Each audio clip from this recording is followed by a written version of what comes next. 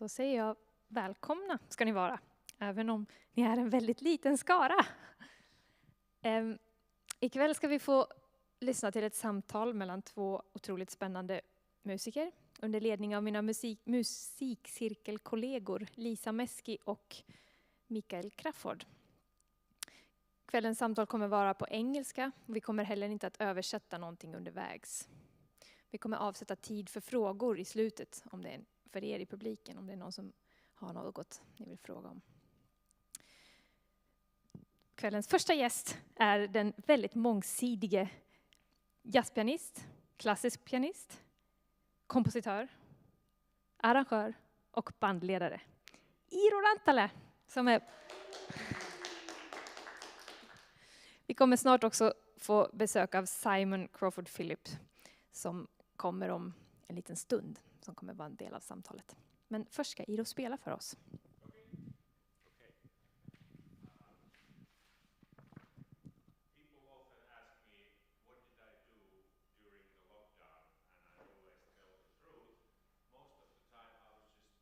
With myself, but you know, I'm in piano. So this is one of the new tunes that came out.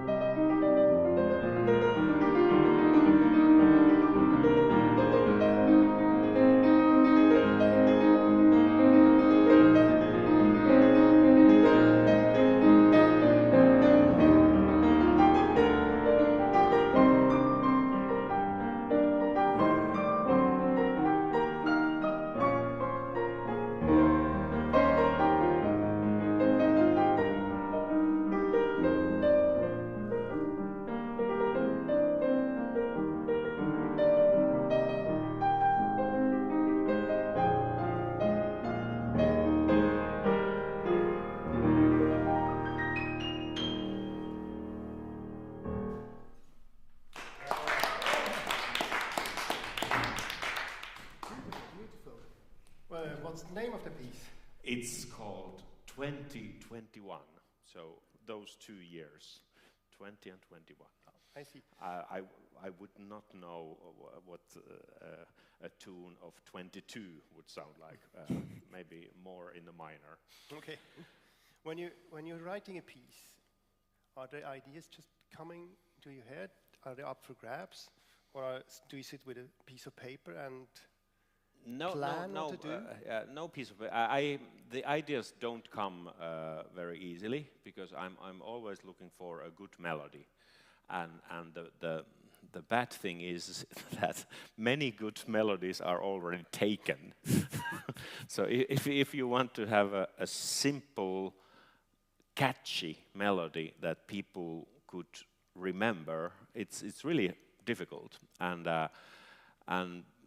well, it usually goes like this. I start my day doing my homework, so I play the classical stuff just to keep the machine going, and then I decide that now it's the time to try to compose something, and then I start to improvise. I think that's the system for most of the composers. They improvise, and if I get a good melody or a good riff, a good bass line or something like that, I never ever write it down, because my system is that I strongly think that it should survive through the night. So if I don't remember it the next day, it was not ready for this world. It's not strong. It's like the laws of the jungle. You know, that little tiger was not strong enough. It couldn't live, or antelope.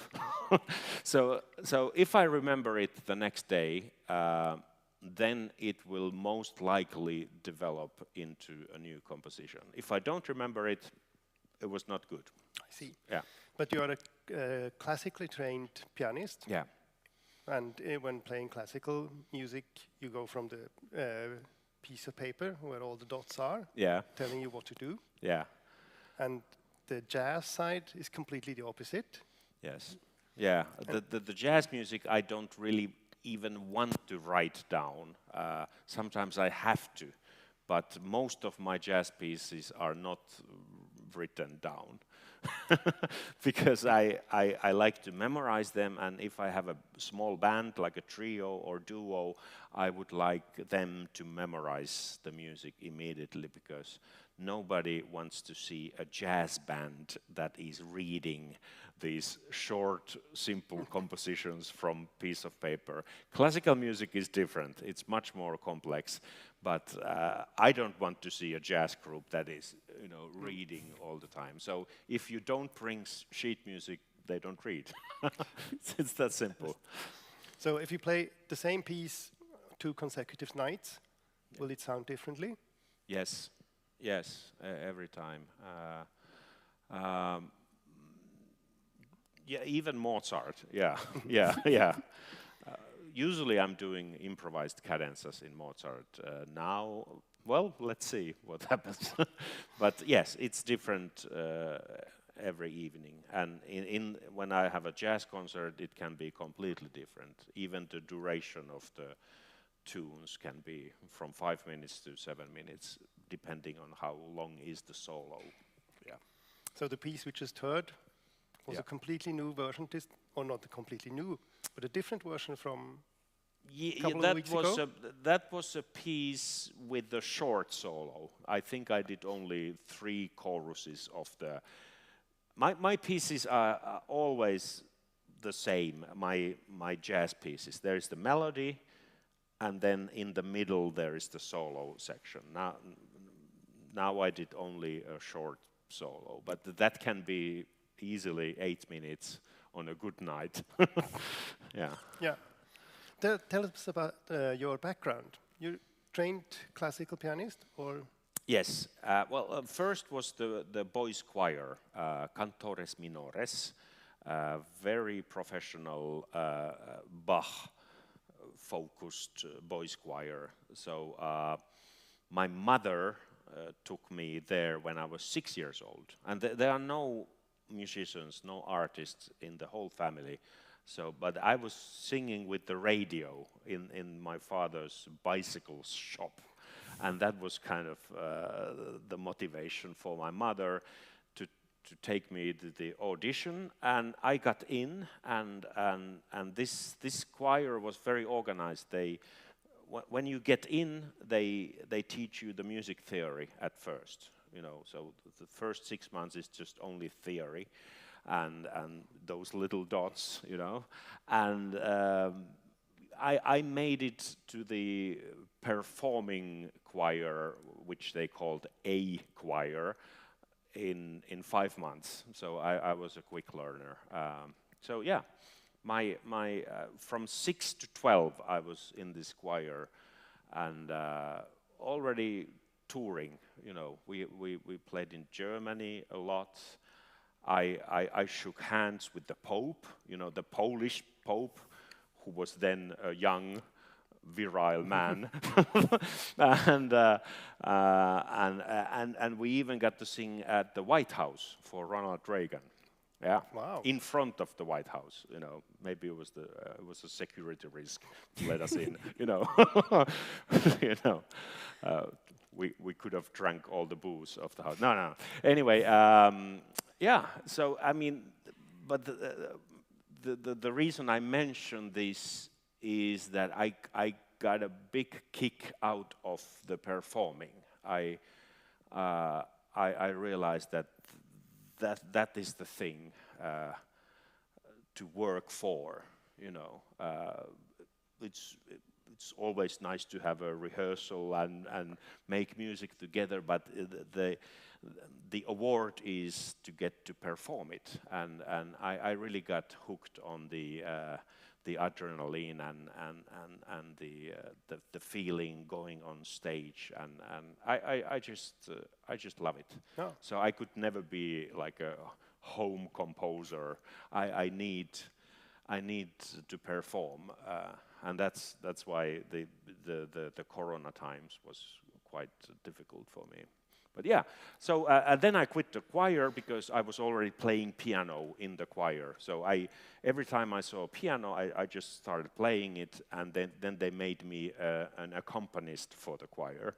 So in the end, I was, and at the age of 10, 11, I realized that all the boys, they have to stand up and sing. And I was the only one sitting down, you know. So I felt that this is my job. I can sit and play, and yeah. And then I continue my classical studies, and then age of 14, 15, I heard Chick Corea, Keith Jarrett, and they changed my life. I really wanted to go to that field, which was much more comfortable because I could read music, I could play Bach and Mozart, and it was easier for me to get into that field. The only thing I really had to focus was the time feel. That was different, to be locked in with the drummer and the bass player. So that's really difficult for classical people.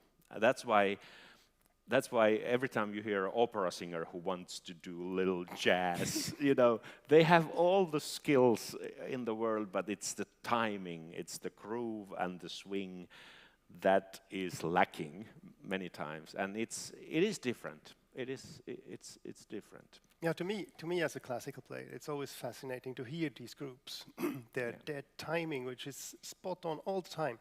Yeah. And we have a conductor to help us. Yeah.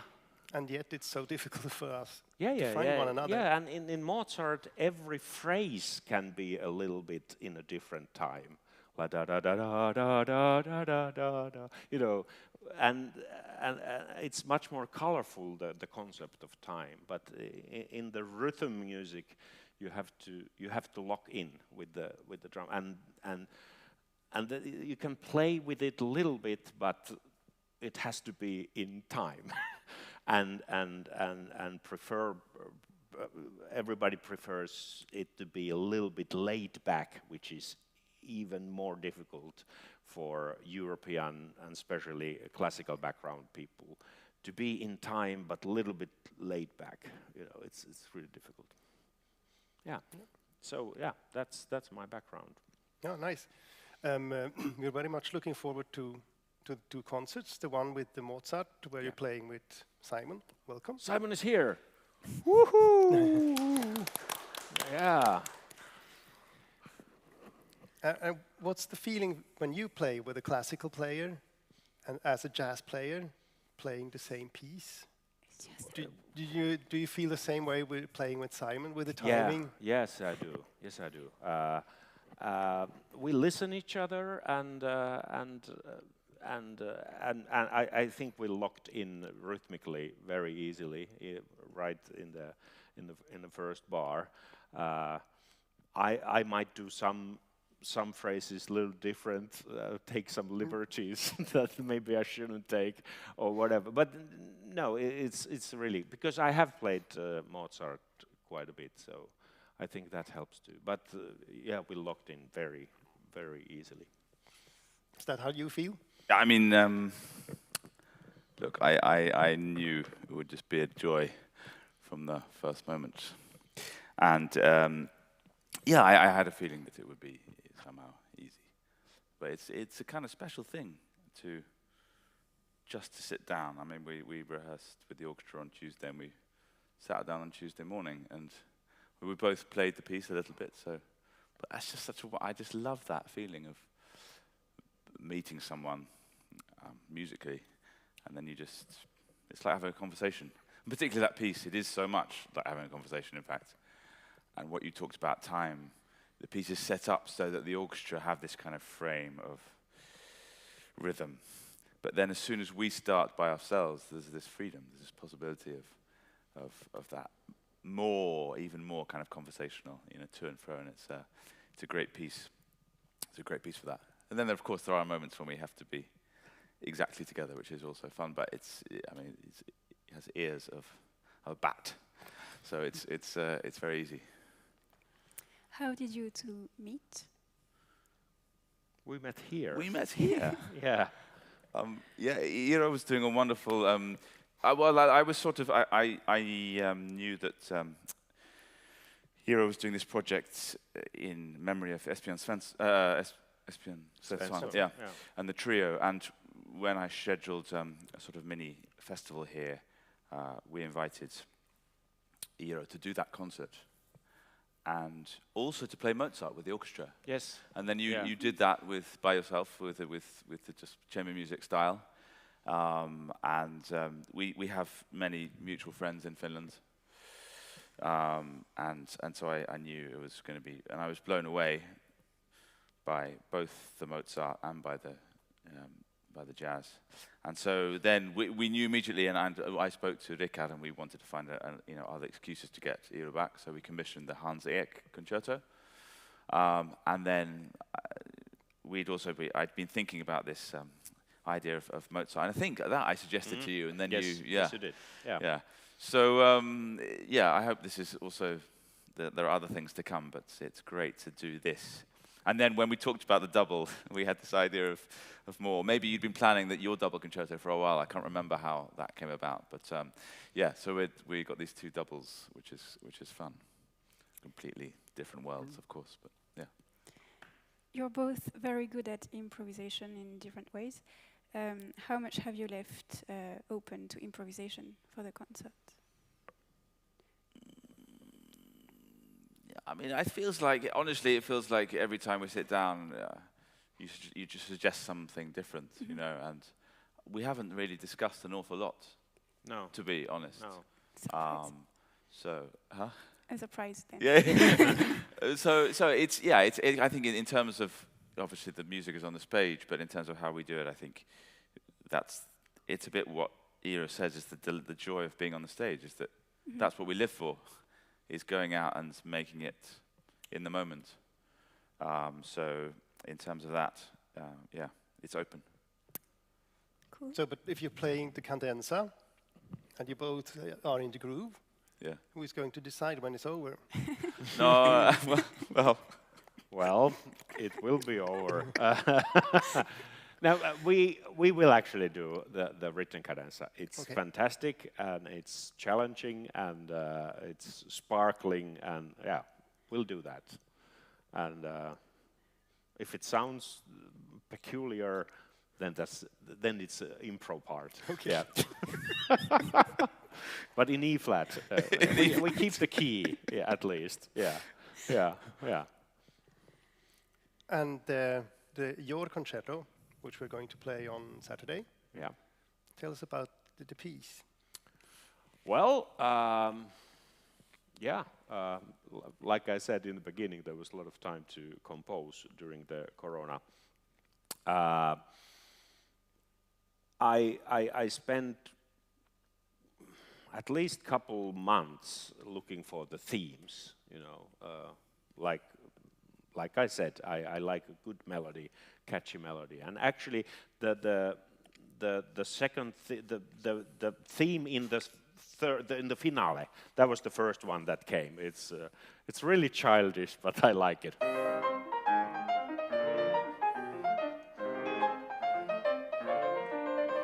That kind of thing. That was the first one, but I didn't know what to do with it. And I kind of kept it in the reserve. I didn't know whether is that going to be the finale or the first part. But then I got some good material for the first movement. This is the main melody.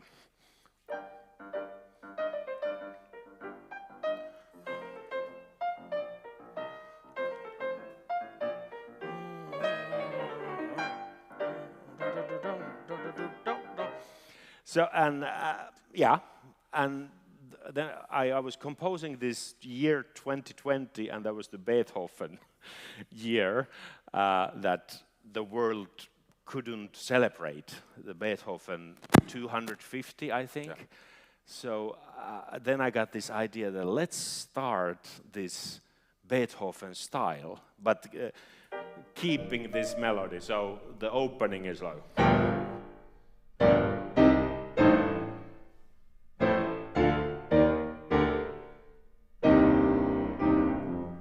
silly idea. And then I also think that I like a tune to begin like right away. so I thought, okay, let's put 3 Fs, and everybody plays these hits. Just to explain how childish I am. Anyway, then there is more. It develops and it develops, and then I got this idea for a waltz. This G minor first part turns into kind of well, not Wiener waltz, but...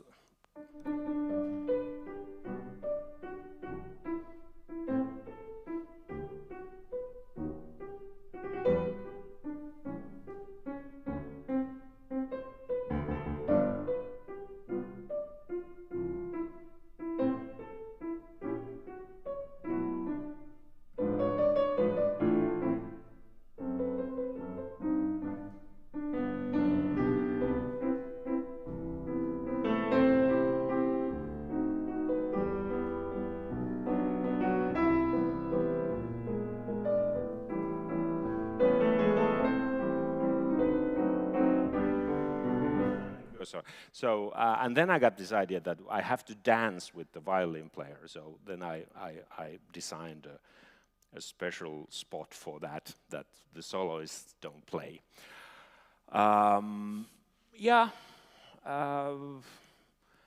For me, the main challenge was to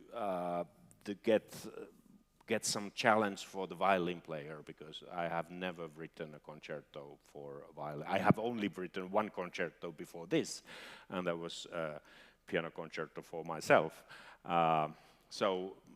But I was checking some scores, Sibelius violin concerto was one, and I got some ideas from there. And also to be able to work with Minna Pensola. We live nearby, and you know, every time I finished a movement, I called her, and she came to see the violin part. And then the second movement is really sad, and that's because of Jaakko Kuusisto, who has been here.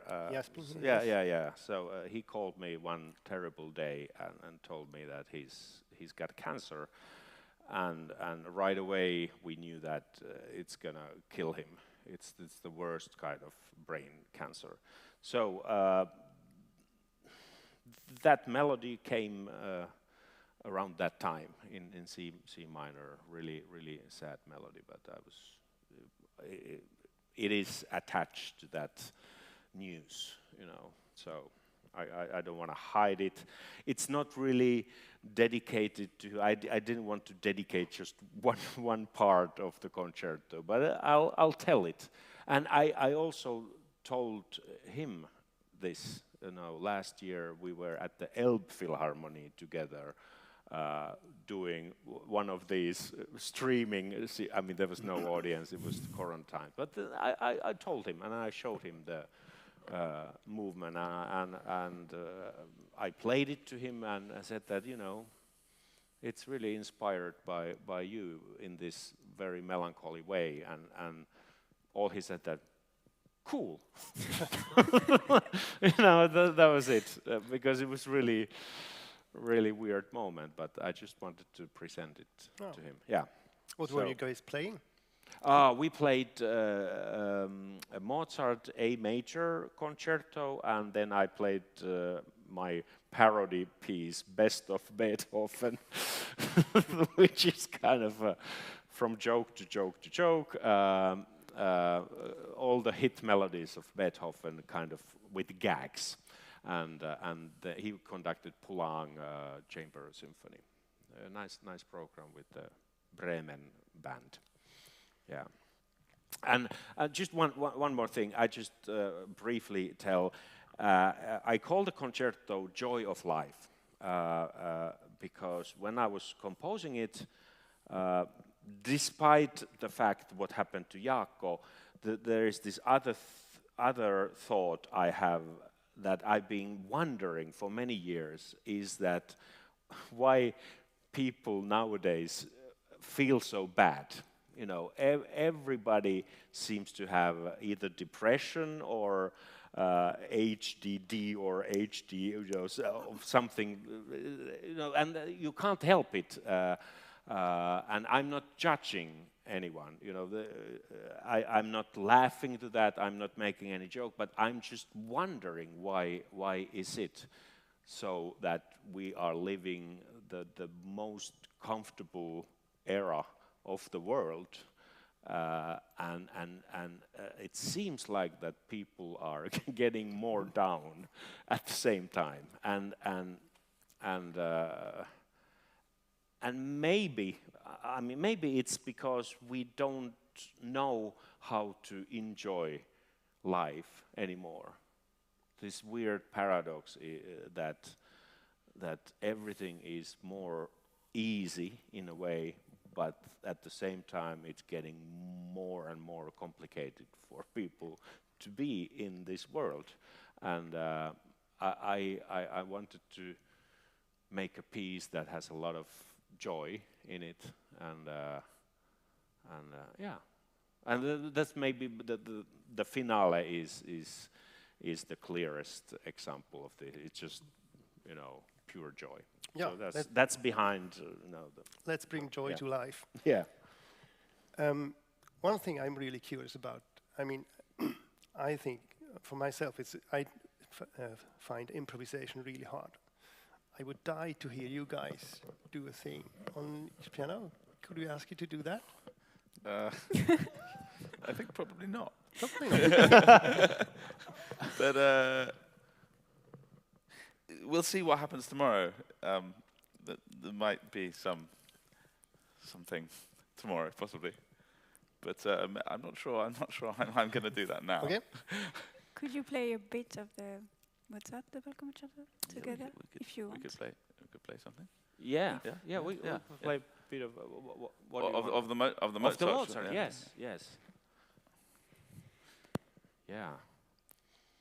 Mozart's I think the opening phrase, well, not the opening phrase, not this, but the second. I think that is the most simple, difficult phrase of the world. I'm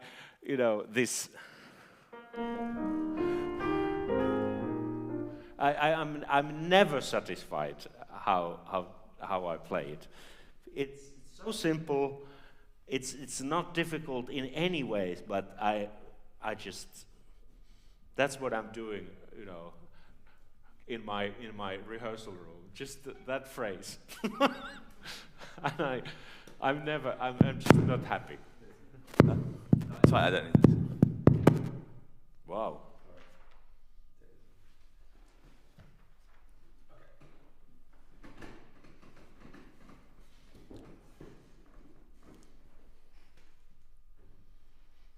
Oh, now I put this down. Otherwise, we don't hear you.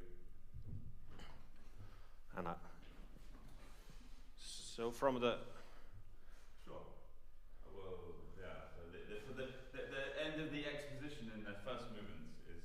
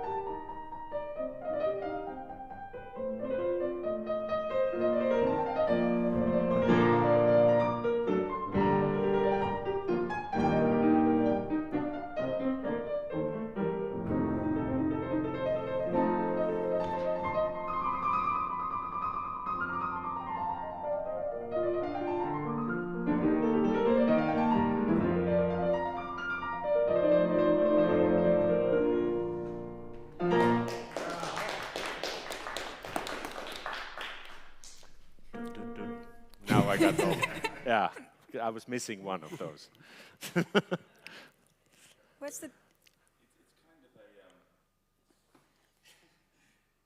kind of an amazing piece because it's so unique. I mean, I think the next double concerto that anyone ever talks about is Poulain. Oh, sorry. And you know, it's not so often played. It's wonderful to. It's wonderful that we have two beautiful instruments to do it on. And it's fantastic. It's equal, the both parts. Right. Yeah. Right. You know, answer, question, Yeah. answer. Yeah. It's not first and second. No, it's no. totally equal. Yeah. We get to play the same licks. Yeah. It's really special. Amazing. Thank you very much. Is there a difference between, or what's the difference between working with classical musicians or rehearsing with classical musicians and jazz musicians? What's the main difference? The main difference is that in the classical field, you know how to rehearse. You like to rehearse. In the jazz, nobody really wants to rehearse. It's a problem, you know. It really is. They want to look at the tunes, but they don't want to rehearse too much.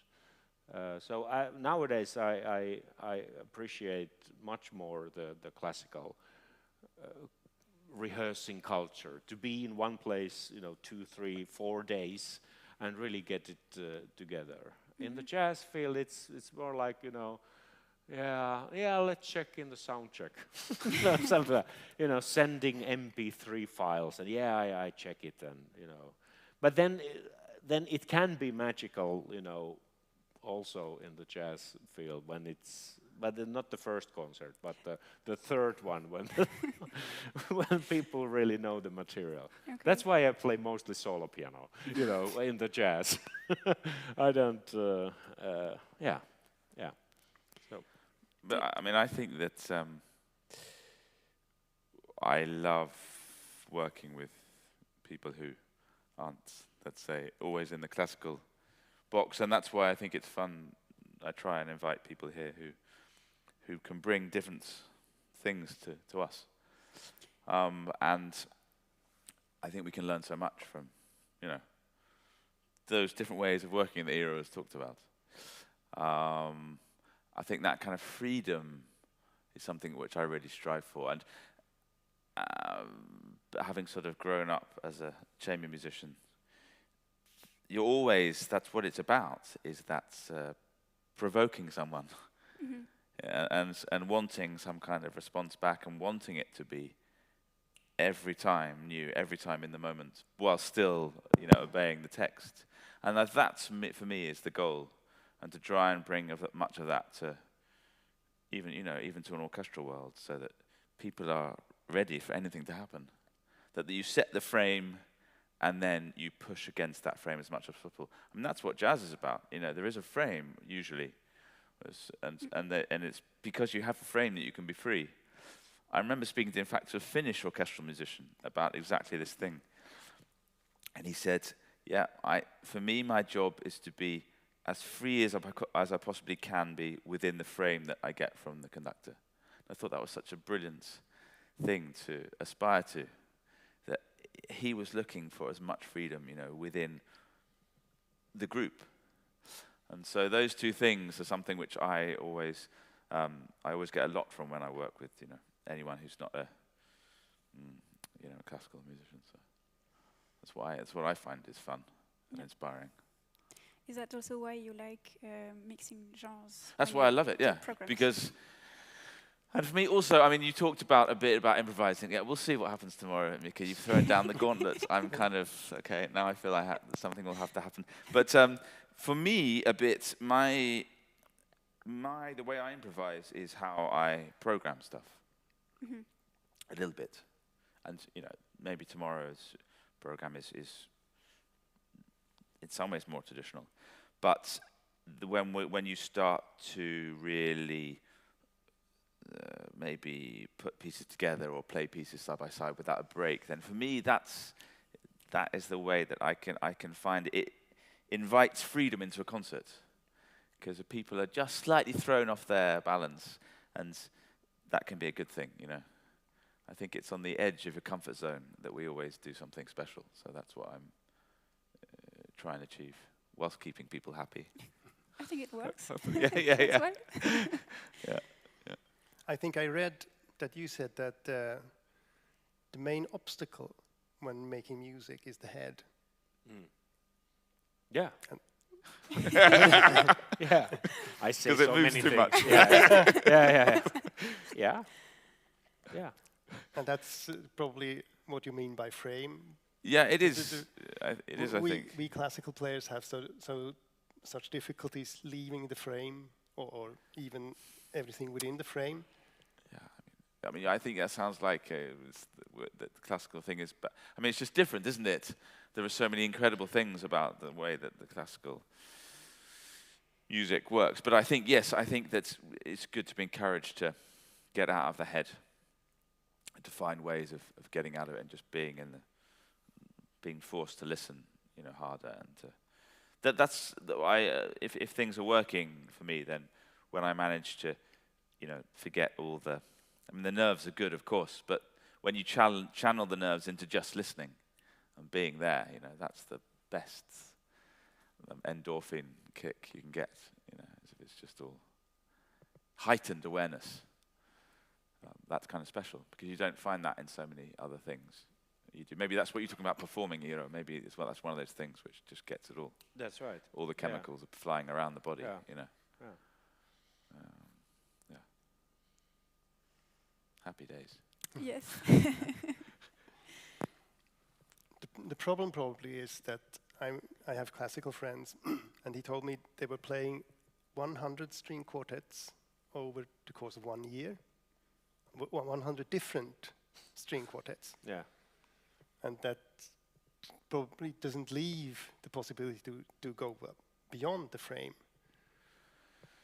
But in the jazz world, when you play hundreds and hundreds of concerts, probably with the same kind of repertoire, could it be easier to leave the frame when you're more at home with what you're doing? I'm really repertoire kind of loyal.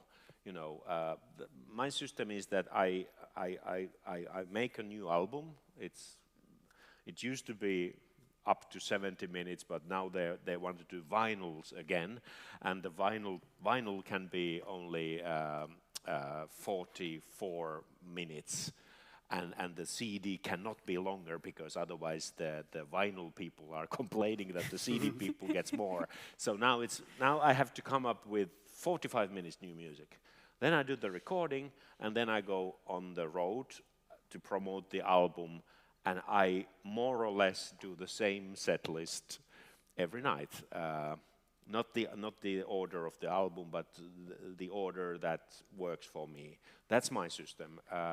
So the only thing that is changing is maybe my jokes and the solo, which is in the tune somewhere. But it's not that far of a classical field. And overall, I don't think that the classical and jazz are so far away.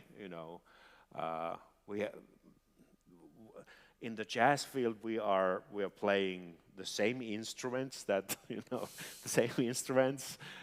which were developed in Europe, the same time frame, 4/4, 3/4, 5/4, that was already in the classical music before jazz, and the same kind of harmonic systems we are using. The only difference is that we improvise, we do the solo in the harmony. But it's not that far away. I don't think they are two different worlds. And the one guy who developed jazz more than anyone, I think, is Gershwin, and he's Ukrainian. So that goes to Europe as well. So Americans have been really clever branding the jazz. That is something completely their own, but it's really a compilation of the European inventions. But I have to say the walking bass and the swing rhythm, that's their thing. But it's only one part of jazz. Yeah. It's a kind of bizarre thing. I was like Aaron Copland. Everyone talks about him being like the father of American music. And his parents came from Lithuania. So all these kind of, as soon as you start to saxophone dig is a about Belgian instrument. Right. Yeah, it's not really. And all the great jazz players, they listen to Stravinsky, Mussorgsky, Debussy. And they took so much from there. Yeah. So it's not really, Yeah. It's all connected. I want to ask you a question, if I may. So you're doing that, your set list, Yeah. you know, and you're doing your show, your program. Do you ever feel like you're taking a turn which you've taken before or something? I mean, that thing of the improvising point of the part of the music, is that difficult for you to be free, let's say, every night? I mean, I don't think it is. I know it isn't, but I mean, is that hard or? Sometimes it flies better, Right? you know, and then the solo is usually more calm, you know. When I really feel comfortable, then I don't play so much. Right. But it has a lot to do with the piano and the reverb. If the piano is good, and I hear some reverb, usually in the monitor, because most of the jazz venues are completely dry. But if I get a good whole reverb on the monitor and the piano is good, then I calm down and the solo is longer, but it's not like blah, blah, blah, blah, blah. But when I have a bad piano and maybe I'm tired and the sound is bad, then I start to do fast things, which maybe that could be exciting for somebody, right, but not for me. For me, less, more calm solo. And my solos in studio recordings are completely different than in the live concert. But that's because I have this really strict producer who's always, because in the first take I do like blah, blah, blah, blah, and I said, one more time, shorter solo and not so much stuff. And then he always takes the second take. That's been going on for 12 years now. So then now I have a live album finally. It was just released 2 months. It's completely different playing. Because then I'm really free. I don't hear this talk back from the producer. Yeah. Who should retire? This is not going out, by the way. Exactly. Yeah, you edit that part. Yeah. Yeah, guys, it's been a pleasure having you here. Yeah, total pleasure. And we're very much looking forward to the 2 concerts we're doing. Great. Thank you very much for coming. Thank you. Thank you. Thank you. Thank you. Thank you. Kiitos.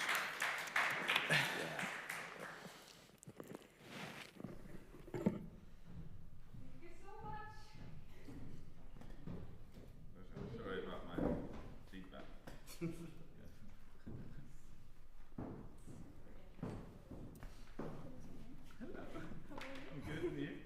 Tack så hemskt mycket. Kiitos, tackos. That was really good. I mean, this is a stream now, so we could cut it and we could have it out.